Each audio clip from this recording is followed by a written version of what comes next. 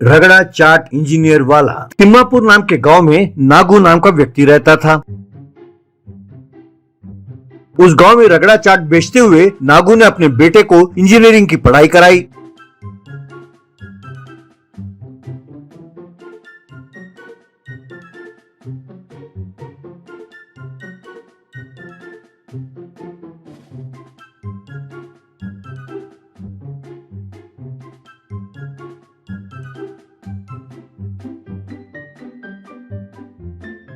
नागू अपने बेटे को देखकर बड़ा गर्व महसूस करता था, क्योंकि उसके परिवार में उसका बेटा एकमात्र ग्रेजुएशन की पढ़ाई करने वाला व्यक्ति था। नागू ये बात बड़े गर्व के साथ अपने ग्राहकों को भी बताता था। एक दिन नागू का दोस्त उसके चाट भंडार के पास आया। अब नागू से उसका दोस्त वासु, क्यों भाई नागू, बड़े चुस्त दिख रहे हो, क्या बात है?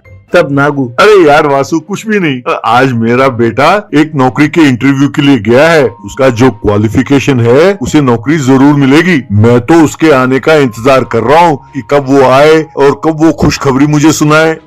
तब वासु, ये तो बहुत अच्छी बात है यार, आखिर तुम्हारा सपना पूरा हो रहा है। अब तुम्हें रगड़ा चाट बेचते हुए इतनी मेहनत करने की जरूरत नहीं होगी।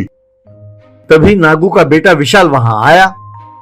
विशाल को देखते ही नागू खुशी के साथ, आगे बेटे, इंटरव्यू का क्या हुआ? तब विशाल झिझकते हुए, पिताजी वो नागू, बोलो बेटे, क्या हुआ? तब विशाल, पिताजी, मुझे नौकरी नहीं मिली। मैंने बहुत मेहनत की, मेरे बहुत अच्छे नंबर भी आए। मैंने सोचा ये नौकरी मेरी पक्की है, लेकिन मुझ जैसे वहाँ बहुत सारे लोग थे पिताजी, और देखा जाए तो एक नौकरी के लिए इतनी सारी सिफारिशें। उन्होंने उस कैंडिडेट को सेलेक्ट किया जिसके नंबर मुझसे कम थे पिताजी, कहकर दुखी हुआ।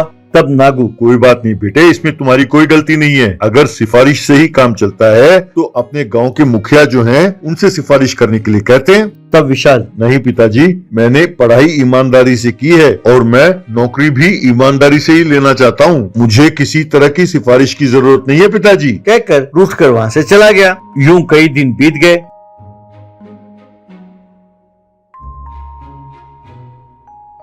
विशाल को अब भी नौकरी नहीं मिली थी। ये देखकर विशाल के माँ बाप बहुत दुखी हुए। एक दिन विशाल की माँ, बेटा तुम यूं दुखी क्यों होते हो? ये नहीं तो कोई और नौकरी ढूंढ लो, लेकिन इसके लिए इतना दुखी होने की कोई जरूरत नहीं है बेटा। तब विशाल, माँ, पिताजी का सपना था कि मैं एक इंजीनियर बनूं और उन्होंने मुझे इंजीनियर बनाने के लिए खूब मेहनत की, बहुत तकलीफें उठाई। मैंने भी मेहनत करके अच्छे नंबर लिए माँ, लेकिन अब नौकरी का हालत देखता हूँ तो बहुत तकलीफ होती है माँ। माँ बेटे की बातें नागू के कान तक पहुँच गयी। नागू को विशाल की चिंता समझ में आई। जब नागू चाट बेच रहा था तब उसका दोस्त वासु वहाँ पहुँचा। नागू, अरे वासु, यहाँ कैसे आना हुआ? वासु, यार मैंने आज अखबार में पढ़ा कि इंजीनियरिंग की पढ़ाई पूरी करने के बाद अच्छी नौकरी ना मिलने के कारण एक युवक जिसने इंजीनियरिंग की पढ़ाई की उसने आत्महत्या करने की कोशिश की। ये तो अच्छा हुआ कि वहाँ पर लोग खड़े थे, उन्होंने उसे बचा लिया। मैंने जब ये सब पढ़ा तो मुझे तुम्हारे बेटे की याद आई। यार हमारी इज्जत इससे नहीं बनती कि हम क्या काम करते हैं, इज्जत इससे बनती है कि हम जो काम करते हैं उसे ईमानदारी से कर रहे हैं कि नहीं। तब नागू सोचने लगा। तभी विशाल वहां पहुंचा। नागू विशाल से, क्या हुआ बेटे, इस बार भी नौकरी हाथ नहीं लगी? तब दुखी होते हुए विशाल, हाँ पिताजी। तब नागू, बेटा आज तुम रगड़ा चाट बनाकर बेचो, मेरी तबीयत ठीक नहीं है। तब विशाल, पिताजी मैं बनाऊं, और वो भी इन कपड़ों में? यूं कुछ कहने ही वाला था कि नागू, क्यों बेटा, तुम रगड़ा बनाना जानते हो ना, तो बनाओ, कपड़ों का क्या है, अच्छे तो हैं। यूं उस दिन विशाल ने रगड़ा चाट बनाकर बेचा।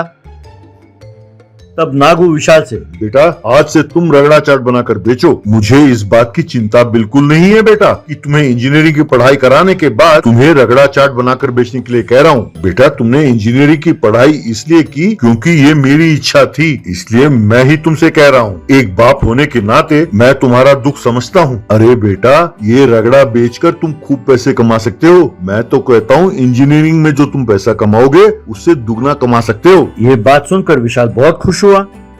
इस तरह विशाल ने इंजीनियर रगड़ा चाट वाला नाम पर